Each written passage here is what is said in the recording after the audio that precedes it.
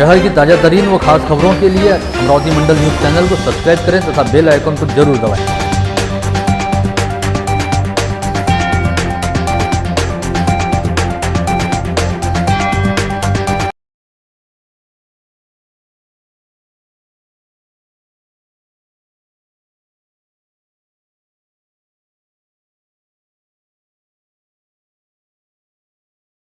Covid संक्रमण के संकट की वजह से इससे पहले लागू किए गए लॉकडाउन को अभी 1-2 दिन पूर्व ही 1 साल पूरा हुआ है।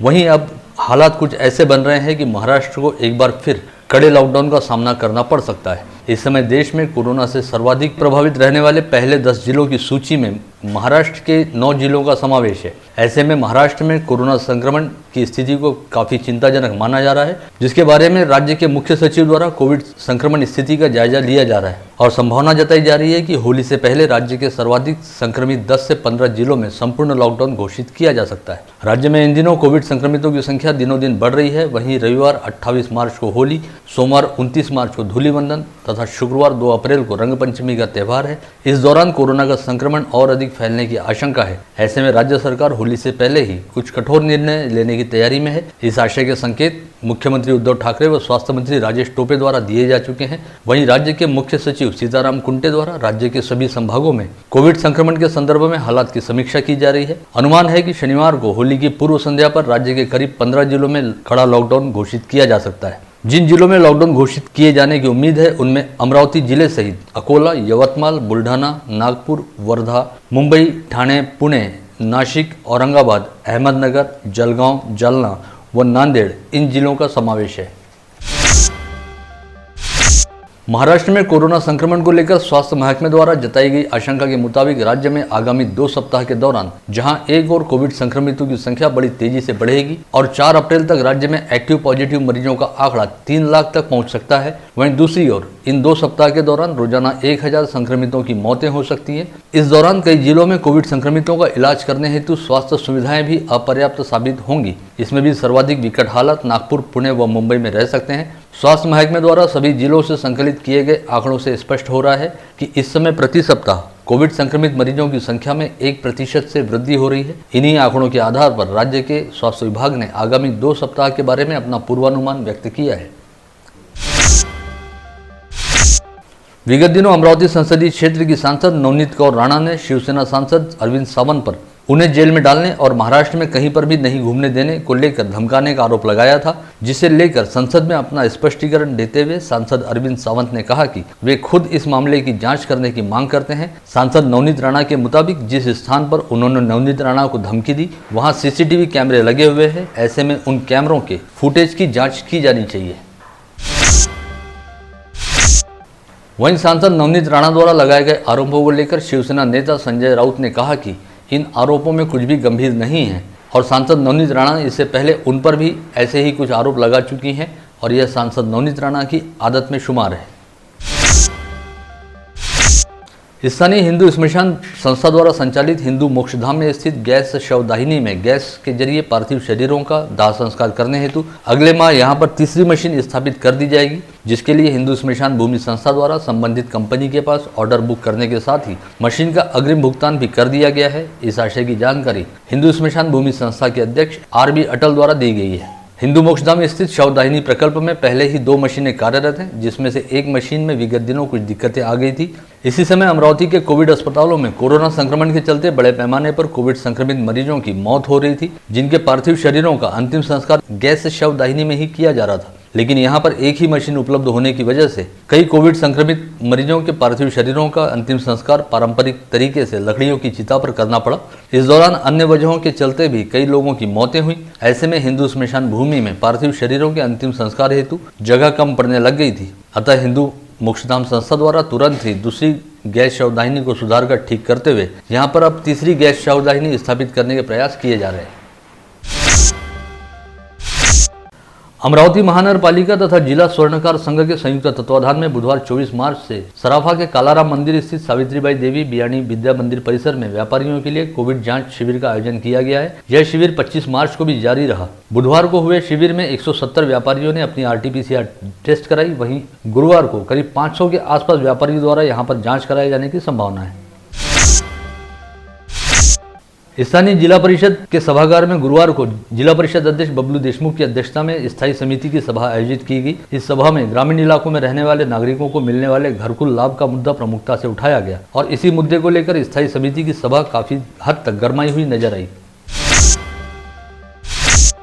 जिले में बेमौसम बारिश तथा ओलावृष्टि से खेत की फसलों एवं फलों का बड़े पैमाने पर नुकसान हुआ है। ऐसे में नुकसान का पंचनामा करते हुए प्रभावित किसानों को सरकार की ओर से तत्काल आर्थिक मदद मंजूर की जाए, इस आशय की मांग सांसद नवनीत राणा ने जिलाधीश को पत्र लिखकर की है।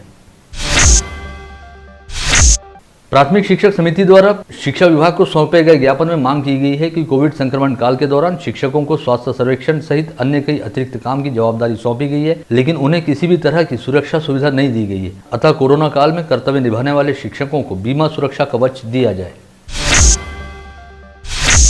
स्पर्धा परीक्षा की तैयारी कर रहे विद्यार्थियों के एक प्रतिनिधि मंडल द्वारा जिलाधीश शैलेश नवाल को सौंपे गए ज्ञापन में मांग की गई है कि स्थानीय जिला परिषद अंतर्गत ग्राम सेवक, आरोग्य सेवक, वरिष्ठ लिपिक व कनिष्ठ लिपिक जैसे विभिन्न पदों की पद भर्ती प्रक्रिया विगत लंबे समय से अधर में लटकी है और इन पदों हेतु विज्ञापन प्रकाशित होने के 2 वर्ष पूरे होने के बावजूद अब तक परीक्षा नहीं ली गई। अतः जल्द से जल्द जिला परिषद की सीधी सेवा भर्ती प्रक्रिया परीक्षा की तारीख घोषित करते हुए समय सारणी जारी की जाए। इसके अलावा अनुसूचित जमाती हेतु आरक्षित किए गए पदों पर इसी प्रवर्ग के अभ्यर्थियों को ही मौका दिया जाए, अन्य प्रवर्गों की नियुक्तियों को तत्काल प्रभाव से रद्द किया जाए।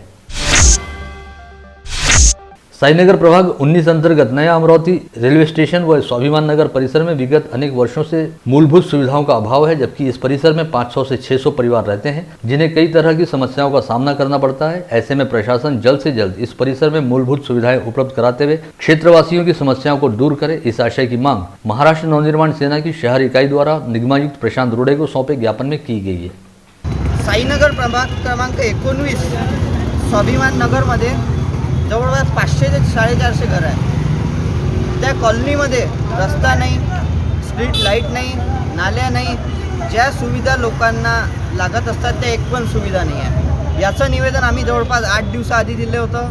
त्यानंतर तिथल्या सर्व रहिवासींनी हेच निवेदन 2014-2015 पासून देत आलेले आहे। याचं आजपर्यंत आयुक्त साहेब तसेच महापौर साहेबांनी कुठलंही काही समस्या काढलेली नाही आणि मेन गोष्ट म्हणजे हा प्रभाग महापौर साहेबांचा आणि आपले गटनेते साहेबांचा आहे।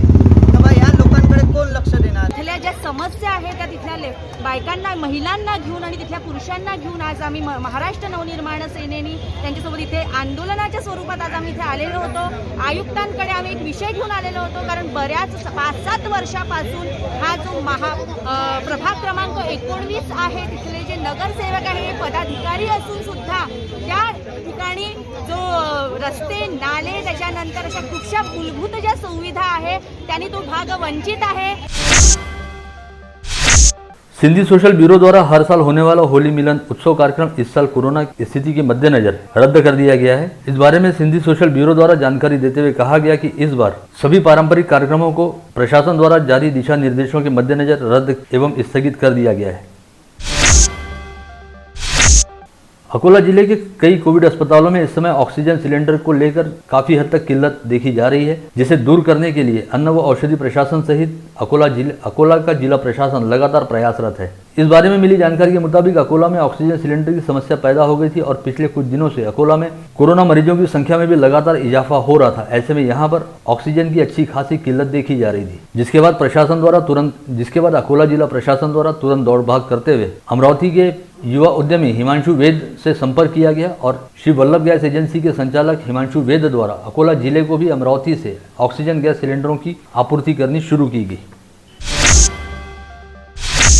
परतवाड़ा के गुजरी बाजार से दुरानी चौक की सड़क को 2 लेन बनाने का काम इन दिनों शुरू किया गया था, लेकिन पिछले 15 दिनों से सड़क का काम बंद है। शहर का मुख्य मार्ग होने से यह आधा अधूरा मार्ग लोगों के लिए काफी हद तक जानलेवा साबित हो रहा है। इससे पहले भी इस सड़क का ठेका दिया गया था और तब भी संबंधित ठेकेदार द्वारा दुकानों के सामने केवल नालियां खोदकर काम को बीच में ही अधूरा छोड़ दिया गया था। इस बार भी लगभग इसी बात की पुनरावृत्ति हो रही है। ऐसे में गुजरी बाजार से दुरानी चौक की ओर जाने वाली सड़क सहित बालाजी मंदिर का पुल काफी हद तक नागरिकों के लिए जानलेवा साबित हो गया है। विगत 23 मार्च को मेलघाट अभयारण्य में अमरावती मार्ग पर अचलपुर परिसर में रास्ते से गुजर रही एक तेज रफ्तार कार की टक्कर से रास्ता पार करने का प्रयास कर रही नीलगाय की मौत हो गई। यह जानकारी मिलते ही वन विभाग का दस्ता तुरंत ही मौके पर पहुंचा एवं मामले की जांच शुरू की गई। अमरावती महानगर पालिका की ओर से शहर की सीमा में रहने वाले नागरिकों को कैंसर व ब्रेन ट्यूमर जैसी गंभीर बीमारियां होने की स्थिति में 10,000 रुपये की आर्थिक सहायता दी जाएगी। इसके साथ ही इन मरीजों के उपचार में लगने वाली दवाइयां उपलब्ध कराने का भी निर्णय लिया गया है। इस आशय की जानकारी महानगर पालिका के आयुक्त प्रशांत रोडे द्वारा दी गई है। बाघों की सुरक्षा के लिए सरकार द्वारा हर संभव प्रयास किए जा रहे हैं, लेकिन इसके बावजूद विदर्भ में बाघों की मौत होने का सिलसिला लगातार चल रहा है। मंगलवार को 2 और बाघों की मौत होने की जानकारी सामने आई है। नागपुर जिले के पेंच व्याघ्र प्रकल्प में एक बाघ का कुचला हुआ मृतदेह पाया गया। वहीं दूसरी घटना यवतमाल जिले में घटित हुई, जहां पर झरी तहसील के मारेगांव वन परिक्षेत्र अंतर्गत सोनेगांव के पास मंगलवार को एक बाघ का शव दिखाई दिया है। इन दिनों कई बुलेट दुपहिया वाहनों में विशेष किस्म का साइलेंसर लगाकर पटाखे जैसी जबरदस्त आवाज पैदा की जाती है, जिसकी वजह से सड़क से गुजरने वाले लोग बाग अचानक दचककर घबरा जाते हैं। ऐसे में इस तरह के बुलेट वाहन चालकों के खिलाफ अकोला यातायात पुलिस विभाग के प्रमुख गजानन शेल के द्वारा एक अनूठा अभियान शुरू किया गया है, जिसके तहत कई बुलेट वाहनों के ऐसे फटाकेबाज साइलेंसरों को पुलिस द्वारा वाहनों से निकालकर जब्त कर लिया जाता है और बुधवार को ऐसे 50 से अधिक साइलेंसरों पर रोड रोलर चलाकर उन्हें नष्ट कर दिया गया। स्थानीय अपराध शाखा द्वारा एक गुप्त सूचना के आधार पर की गई कार्रवाई में 2 युवकों को 3 तलवारों के साथ हिरासत में लिया गया। गाड़गीनगर थाना क्षेत्र में संतोषी नगर निवासी अमोल सूर्यवंशी व जय सियाराम नगर निवासी महेश मोहोड़ के पास तलवारें रहने की सूचना अपराध शाखा को मिली थी, जिसके बाद पुलिस ने दोनों को अपनी हिरासत में लेते हुए उनके पास से 3 तलवारें बरामद की। वर्तमान दौर में ऑनलाइन धोखाधड़ी का प्रमाण काफी बढ़ गया है। अनेक लोग ऑनलाइन धोखाधड़ी का शिकार होते हैं और कई लोगों को उनकी रकम भी वापस नहीं मिल पाती, जबकि कुछ लोगों को साइबर सेल की मदद से रकम वापस मिल रही है। साइबर सेल की टीम ने ऑनलाइन धोखाधड़ी का शिकार 3 लोगों को 3,64,613 रुपए की रकम गुरुवार को वापस लौटाई है। रकम प्राप्त करने वालों में अविनाश गुंडाने, अमोल मकवाने व जयदीप शाह का समावेश है, जिन्हें अज्ञात साइबर अपराधियों ने ठगा था। नांदगांव खंडेश्वर शहर के चांदू रेलवे रोड स्थित एक निजी अस्पताल के चिकित्सक द्वारा अपने अस्पताल में काम करने वाली कंपाउंडर युवती के साथ दुराचार किए जाने का मामला सामने आया है। घटना के बाद आरोपी चिकित्सक फरार बताया गया है। एसडीपीओ पूनम पाटिल के मार्गदर्शन में नांदगांव खंडेश्वर पुलिस फरार चिकित्सक को ढूंढ रही है। धामनगांव रेलवे तहसील के दत्तापुर पुलिस थाना क्षेत्र में आने वाले रामगांव निवासी किसान अनिल ढोमने के खेत में बुधवार की दोपहर एक अज्ञात व्यक्ति का शव बरामद हुआ। इस बारे में दत्तापुर पुलिस थाने द्वारा जांच की जा रही है। शहर पुलिस आयुक्तालय अंतर्गत विगत 10-15 दिनों से लगातार पिस्तौलें बरामद हो रही हैं। ऐसे में अपराधियों के मंसूबों को खत्म करने के लिए शहर पुलिस आयुक्त डॉक्टर आरती सिंह ने विशेष पथक को आवश्यक दिशा निर्देश जारी करने के साथ ही पिस्तौलों की आमद कहां से हो रही है इसका पता लगाने के लिए अलग अलग टीम बनाई है और यह सभी टीमें पिस्तौलों की कड़ियों को जोड़ने के काम पर लग गई हैं। ऐसे में निश्चित तौर पर जल्द ही पिस्तौलों की तस्करी को लेकर कोई बड़ा खुलासा होने की उम्मीद है। पुलिस आयुक्त डॉक्टर आरती सिंह के मार्गदर्शन में पुलिस आयुक्तालय क्षेत्र में अपराध शाखा की टीम की ओर से कॉम्बिंग ऑपरेशन चलाया जा रहा है, जिसके तहत गुरुवार को धारा 142 के अंतर्गत 6 लोगों पर कार्रवाई की गई। वहीं 4 शराब विक्रेताओं पर भी कार्रवाई की गई। इसके अलावा पकड़ वारंट के 9 आरोपियों को गिरफ्तार किया गया है। राजापेट पुलिस थाना अंतर्गत आने वाले सरोज कॉलोनी में पुलिस द्वारा तड़ीपार किए गए आरोपी विक्की उर्फ सलीम ठाकुर को हिरासत में लिया गया। सलीम ठाकुर को 2 साल के लिए पुलिस द्वारा तड़ीपार किया गया था, लेकिन इसके बावजूद वह बिना अनुमति शहर में घूम रहा था। लोनी पुलिस थाना क्षेत्र अंतर्गत अजनी व शिवनी क्षेत्र में चोरी की घटनाएं सामने आई है। अजनी निवासी संजय खोबरे के घर से अज्ञात चोर ने 7,000 रुपये नगद व एक मोबाइल सहित 12,000 रुपये के माल पर हाथ साफ किया। वहीं दूसरी घटना में शिवनी निवासी संतोष कालवांडे के घर से अज्ञात चोर ने सोने व चांदी के आभूषण एवं नगद सहित 11,700 रुपये का माल चुरा लिया। मंगरूल दसगिर थाना क्षेत्र में एक अज्ञात व्यक्ति द्वारा खेत के गोठे में आग लगा दिए जाने से कोठे में बंधे बैल व गाय झुलसने से घायल हो गए। वहीं स्प्रिंकलर पाइप भी जलकर खाक हो गए। यह घटना 24 मार्च की दोपहर झाड़गांव में घटित हुई, जहां पर चिंचोली निवासी सुनील बमनोटे का खेत परिसर में गोठा है। आगामी रविवार 28 मार्च को होली व 29 मार्च को धूलिवंदन का त्यौहार पड़ रहा है। इस बारे में शहर पुलिस आयुक्त डॉक्टर आरती सिंह द्वारा यहां जारी प्रेस विज्ञप्ति में कहा गया है कि प्रतिवर्ष होली के पर्व पर अवांछित व गैर कानूनी हरकतों को रोकने के लिए पुलिस बंदोबस्त लगाया ही जाता है। इस बार शहर पर कोविड संक्रमण का खतरा भी मंडरा रहा है और प्रशासन द्वारा कोविड प्रतिबंधात्मक नियमों का पालन करने हेतु आवश्यक दिशा निर्देश जारी किए गए। ऐसे में पुलिस प्रशासन द्वारा नियमों व निर्देशों का पालन करवाने हेतु इस वर्ष अतिरिक्त प्रयास किए जाएंगे। सीपी डॉक्टर सिंह के मुताबिक आगामी रविवार व सोमवार को शहर में जगह जगह पर चेक पॉइंट बनाते हुए पुलिस की फिक्स पॉइंट ड्यूटी लगाई जाएगी और शराब के नशे में धुत होकर वाहन चलाने वाले लोगों को पकड़ने हेतु ड्रंक एंड ड्राइव अभियान भी चलाया जाएगा। इसमें यदि कोई भी व्यक्ति शराब पीकर वाहन चलाता हुआ पकड़ा गया तो उसके खिलाफ कड़ी कार्रवाई की जाएगी। साथ ही क्राइम ब्रांच के अलग अलग पथक तैयार कर शहर में शराब व भांग की अवैध बिक्री करने वाले व जुआ खेलने वाले लोगों के खिलाफ भी कार्रवाई की जाएगी। इसके अलावा तड़ीपारी के बावजूद शहर में रहने वाले आरोपियों सहित पकड़ वारंट के आरोपियों और रिकॉर्ड पर रहने वाले अपराधियों को पकड़ने हेतु भी अभियान चलाया जाएगा। इस बारे में जिलाधीश शैलेश नवाल ने कहा है कि जिस तरह विगत वर्ष सभी लोगों ने कोविड संक्रमण काल के दौरान अपने अपने घरों पर ही रहकर सभी त्यौहार मनाए और संयम का परिचय दिया, उसी तरह इस बार होली के त्यौहार पर भी सभी ने संयम का परिचय देते हुए बेहद सादे व सामान्य ढंग से अपने अपने घरों पर रहकर त्यौहार मनाना चाहिए। जिलाधीश नवाल के मुताबिक इस समय कोविड संक्रमण का खतरा गत वर्ष की तुलना में काफी अधिक बढ़ गया है। ऐसे में सभी लोगों को अतिरिक्त सावधानी व सतर्कता बरतनी होगी। विगत दिनों कांग्रेस के शहराध्यक्ष व मनपा के नेता प्रतिपक्ष बबलू शेखावत की अगुवाई में शहर कांग्रेस द्वारा महावितरण को ज्ञापन सौंपकर लॉकडाउन काल के दौरान आए बिजली बिलों की रकम अदा करने हेतु किस्तों की सुविधा दिए जाने की मांग की गई थी, जिसे नौटंकी करार देते हुए भाजपा पार्षद व मनपा के सभागृह नेता तुषार भारती ने कहा था, इस समय राज्य में कांग्रेस का समावेश रहने वाली सरकार है। ऐसे में कांग्रेसियों को चाहिए कि वे स्थानीय स्तर पर ज्ञापन देने की बजाय अपनी सरकार पर इस हेतु दबाव बनाएं। इस पर पलटवार करते हुए कांग्रेस शहराध्यक्ष व मनपा के नेता प्रतिपक्ष बबलू शेखावत ने कहा कि नौटंकी करने और झांसा देने के काम में भाजपा माहिर है, अतः दूसरों पर आरोप लगाने के बजाय तुषार भारती को चाहिए कि वे अपने गिरेबान में झांक कर देखें। जिले के बेलोरा विमानतल के विकास और विस्तार हेतु 50 करोड़ रुपयों की मांग की गई है। इस बारे में महाराष्ट्र विमानतल विकास प्राधिकरण द्वारा केंद्रीय नागरिक उड्डयन मंत्रालय से पत्र व्यवहार किया गया है। यह निधि मिलने पर सुरक्षा दीवार के शेष काम, रनवे के विस्तारीकरण, टावर के निर्माण एवं टर्मिनल का काम बेहतरीन ढंग से पूर्ण हो सकेगा। इस निधि से अमरावती विमानतल को क्या फायदे हो सकते हैं, इसकी विस्तृत जानकारी प्राधिकरण द्वारा मंत्रालय को भेजे गए पत्र में दी गई है। कोरोना काल में विशेष रेलगाड़ियां शुरू रहते समय मुंबई व पुणे हेतु चलाई जाने वाली रेलगाड़ियों में आगामी मई माह तक आरक्षण की स्थिति हाउसफुल है। विशेष रूप से मुंबई रूट पर गोंदिया मुंबई विदर्भ एक्सप्रेस व अमरावती मुंबई अंबा एक्सप्रेस तथा पुणे रूट पर नागपुर पुणे गरीब रथ को यात्रियों द्वारा सर्वाधिक पसंद किया जा रहा है। रेल विभाग द्वारा 15 मार्च से 9 जून के दौरान विशेष रेलगाड़ियों को पूर्ववत जारी रखने का निर्णय लिया गया है।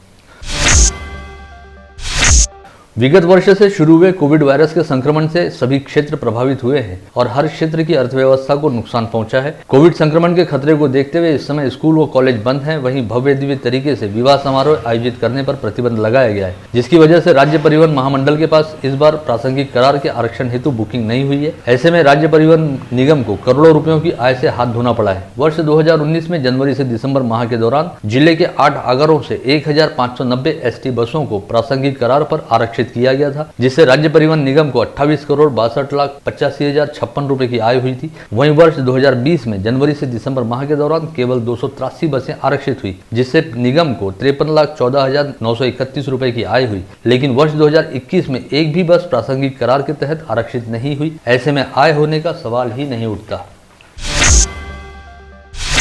फागुन एकादशी के शुभ अवसर पर गुरुवार 25 मार्च को स्थानीय सत्यनारायण मंदिर से रानी सती दादी मंदिर स्थित श्याम धाम तक खाटू श्याम नरेश की निशान यात्रा निकाली गई। इस समय सभी ने बाबा को निशान चढ़ाते हुए निशान यात्रा का आनंद लिया। इसके अलावा कुछ श्याम भक्तों ने बडनेरा और विलासनगर परिसर से भी निशान यात्रा निकाली। इस समय कोरोना संक्रमण व कोविड प्रतिबंधात्मक दिशा निर्देशों को ध्यान में रखते हुए बेहद छोटे पैमाने पर निशान यात्रा का आयोजन किया गया और इस निशान यात्रा के दौरान सोशल डिस्टेंसिंग के नियमों का कड़ाई के साथ पालन भी किया गया।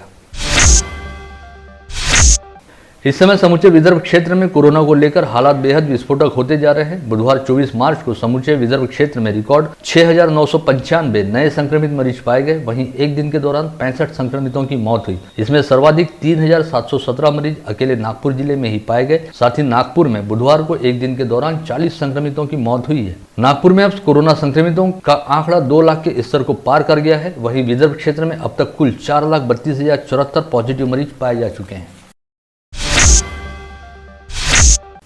इस समय कोरोना संक्रमण के खतरे को देखते हुए सभी शालाएं पूरी तरह से बंद हैं। ऐसे में शिक्षक आपके द्वार इस अनोखे शैक्षणिक उपक्रम अंतर्गत शहर के ख्यातनाम मणिभाई गुजराती हाई स्कूल ने ऑनलाइन पद्धति से विद्यार्थियों को विविध विषयों को पढ़ाने का काम शुरू किया है, जिसके लिए कक्षा 10वीं के सभी विषयों के वीडियो तैयार किए गए हैं। इन सभी वीडियोस का मणिभाई गुजराती हाई स्कूल द्वारा गुरुवार को फेसबुक लाइव के जरिए ऑनलाइन लोकार्पण किया गया। इस अवसर पर गुजराती एजुकेशन सोसाइटी के अध्यक्ष दिलीप पोपट सहित अमरावती संभागीय माध्यमिक व उच्च माध्यमिक शिक्षा मंडल के अध्यक्ष शरद गोसावी बतौर प्रमुख अतिथि उपस्थित थे। त्यांचा रिझल्ट हा ऑनलाईन पद्धतीने पीडीएफच्या माध्यमातून त्यांच्या पर्सनल व्हॉट्सॲपवर पाठवण्यात आला। तसेच 10वी आणि 12वीच्या विद्यार्थ्यांचा गुणवंत विद्यार्थ्यांचा कौतुक सोहळा आम्ही व्हर्च्युअल पद्धती विद्यार्थी हे दुर्गम भागात राहतात। धारणी के सिपना वन्यजीव विभाग में हरिसाल व्याघ्र प्रकल्प में वन क्षेत्र अधिकारी के तौर पर तैनात दीपाली चौहान नामक महिला अधिकारी ने खुद पर गोली चलाते हुए आत्महत्या कर ली है। पुलिस को मौके से सुसाइड नोट बरामद हुआ है, लेकिन इस सुसाइड नोट में क्या लिखा हुआ है इसके ब्यौरे का अब तक खुलासा नहीं हुआ है। धारणी पुलिस इस पूरे मामले की जांच कर रही है। वहीं इस घटना की वजह से समूचे मेलघाट वन क्षेत्र सहित अमरावती के प्रशासनिक महकमे में जबरदस्त हड़कंप व खलबली व्याप्त है। दीपाली चौहान एक दबंग महिला वन अधिकारी के रूप में विख्यात थी और उनके द्वारा आत्महत्या कर लिए जाने से हर कोई हतप्रभ है।